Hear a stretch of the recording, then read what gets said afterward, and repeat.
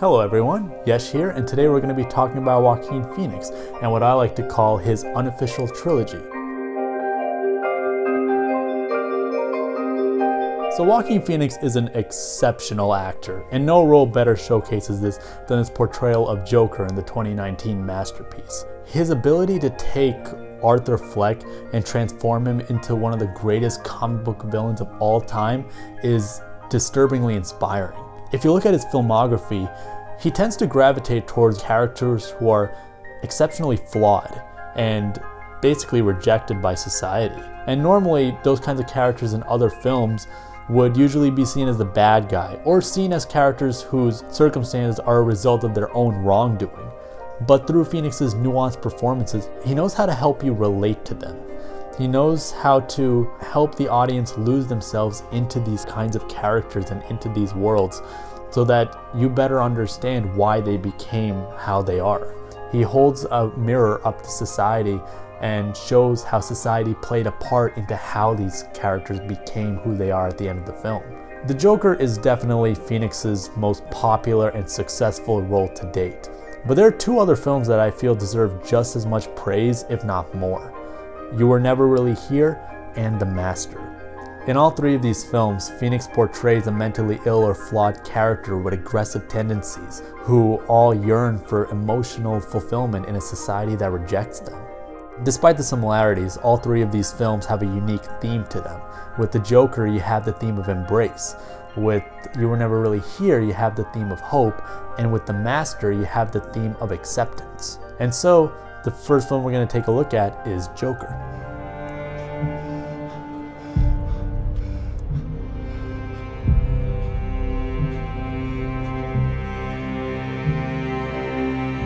So this movie opens up with Arthur Fleck sitting in his clown agency building. You see that he's trying to smile, but he just can't bring himself to do it. No matter how hard he tries, even when he physically tries to use his own hands to create that motion, he just can't do it. And then cut to the next scene, you see him joyfully twirling his sign on the streets of Gotham. And you see that for a moment he experienced some sense of pleasure that he gets from making people laugh and from entertaining people, which is then immediately followed up by him getting beaten up and his sign broken. These first 5 minutes basically showcases what his entire life has been in a nutshell. The first instance in this film where we truly see the theme of embrace is when he kills the three businessmen on the train. The first two businessmen he kills, it's done out of pure self-defense. You can see the fear in his eyes that it was just to save his own life. But that third businessman that he runs after and he purposefully shoots down, that was done with intent to kill.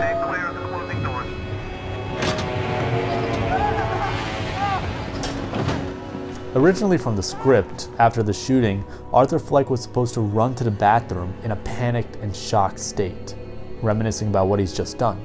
But both Phillips and Phoenix looked at that scene after doing a couple takes and realizing that it just didn't feel right. So what's interesting is that the composer of the film, she created the score for this movie before the film was even shot, which is unconventional. Phillips and Phoenix both listened to the music. Phoenix started to improvise a lot of the motions and the movements and some of the dance. And ultimately, that's what made the final cut of the film. This is the first time we see Arthur embrace killing someone and embrace his first steps to becoming the Joker.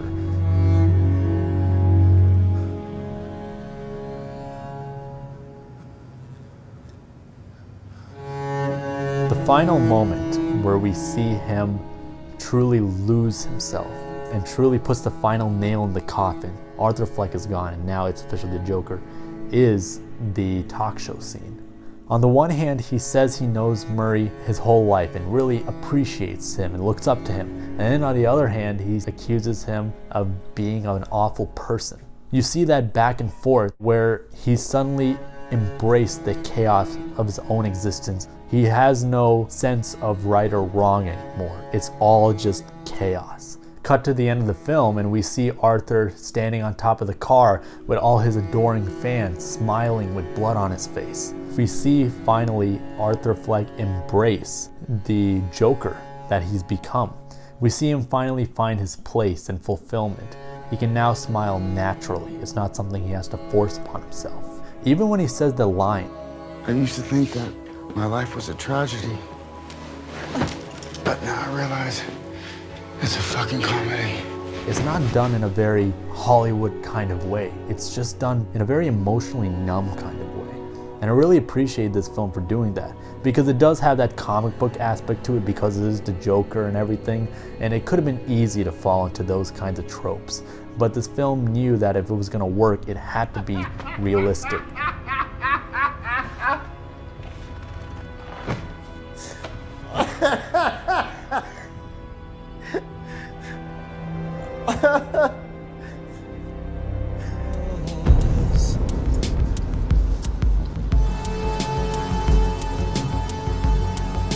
You Were Never Really Here is an amazing film.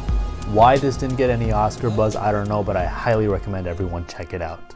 The film follows Joe, a traumatized veteran trying to reintegrate back into society while caring for his mom and getting to the complicated profession of rescuing kidnapped girls. What's really unique and interesting about this film is that it showcases depression in a way that's different than most Hollywood films. It shows depression as something that's ever existing, that's constantly there. One great scene is we have a cut to a flashback of his dad being abusive to Joe, and then it cuts to modern day where we see Joe just sitting on his bed staring out a window, and there's nothing. No background score, no action taking place, just him sitting on his bed, too emotionally tired to move forward. On a superficial level, you could compare this film to Taken, where in both films the protagonist has to rescue a girl who's kidnapped into sex slavery. That's pretty much where the similarities lie. This film takes a more realistic, gritty route. One example of that is with the action scenes. Almost all of the action is done either off camera or via security cameras, showing this very gritty feel to it. Which is interesting because it was done simply because of lack of budget and time, but it ended up serving the film really well. Despite the depression that's constantly seen throughout this film, I truly believe the theme of this film is hope. And the first scene that truly shows hope is the lake scene, which is also the only scene in the entire film that has an actual score. After killing one of the intruders, Joe has to submerge the body in a lake.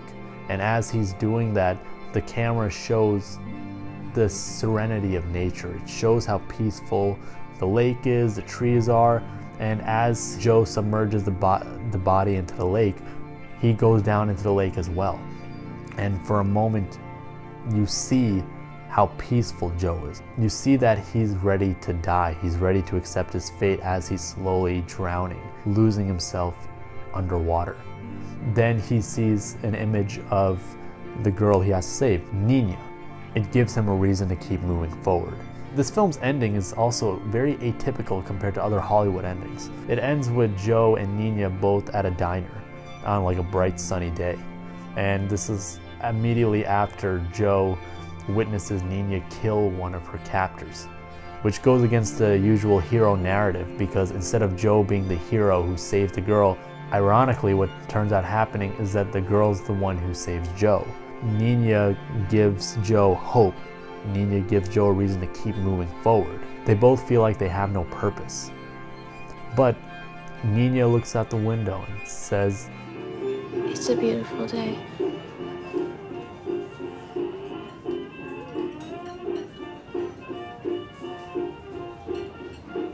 It is a beautiful day.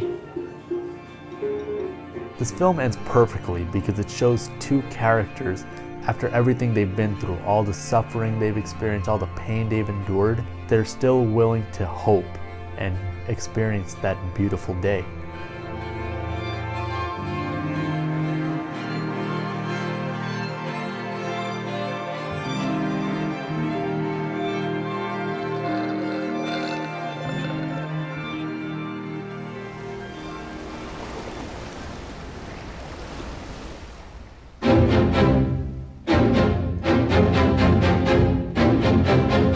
From the director who gave us a 70s dancing Mark Wahlberg and a psychotic Daniel Day-Lewis. I drink your milkshake. I drink it up! Paul Thomas Anderson takes us back in time again with The Master. Set in a post-World War II era, this film follows Freddie Quell, played exceptionally by Joaquin Phoenix, as a retired veteran struggling to reintegrate back into society. Joaquin Phoenix takes this character of Freddie Quell and shows Freddie as a drifter, someone who's just constantly living from place to place but with no real purpose, with no real reason for existence. And the way the film is shot, it shows the purposelessness of a lot of the scenes, of a lot of moments, like when he's just laying on the top of a ship and the other shipmates are just throwing fruits at him to get him to wake up, until he meets the Master, played amazingly by Seymour Hoffman. The Master is the head of this organization called The Cause, which is basically a commentary on Scientology. This is the first time in the film where we see a positive relationship that Freddie has with another person, in this case with the Master. And we see the Master accepting Freddie for who he is. We see him admiring and appreciating his drinks, so he invites him to his daughter's wedding. As the film progresses, you start to see their relationship develop into a really meaningful, fulfilling friendship. You see Freddie finding some purpose again with the cause, to the point where he'll beat up other people if they disagree with the idea or the truth of the cause. Freddie's aggressive behaviors and his tendencies follow a very vicious cycle in the film. The trauma that he's experienced from the war has certainly influenced his unhealthy behaviors in general, but those behaviors are also what led to some of the distressing circumstances later on in the film.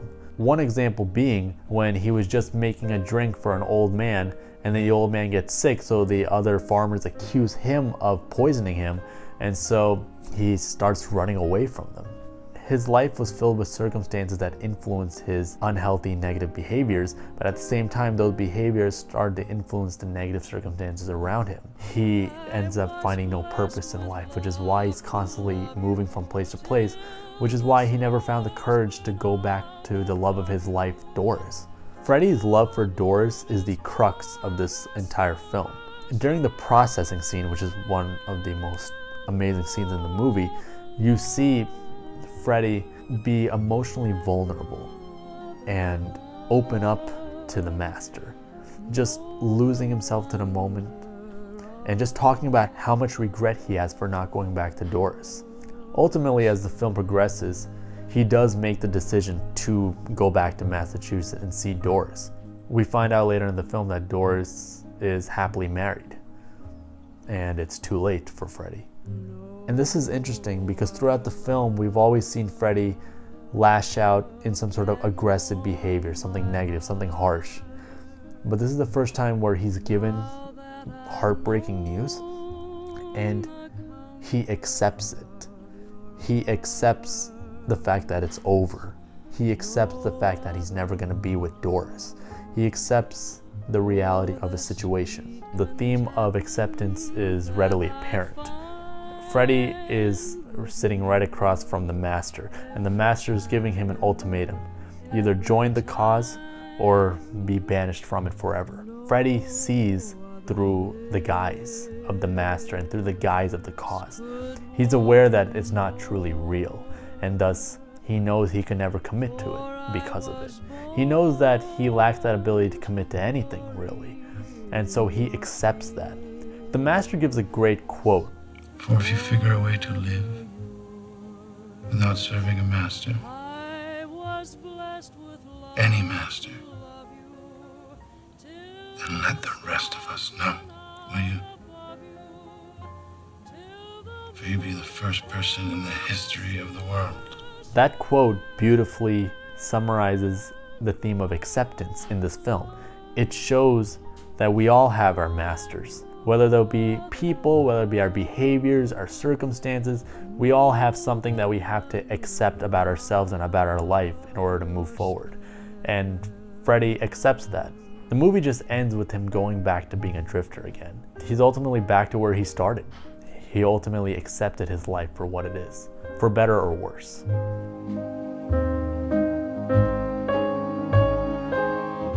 And there you have it, that is the Unofficial Trilogy of Joaquin Phoenix. He's become one of my new favorite actors, and I just can't wait to see what next film he's gonna do.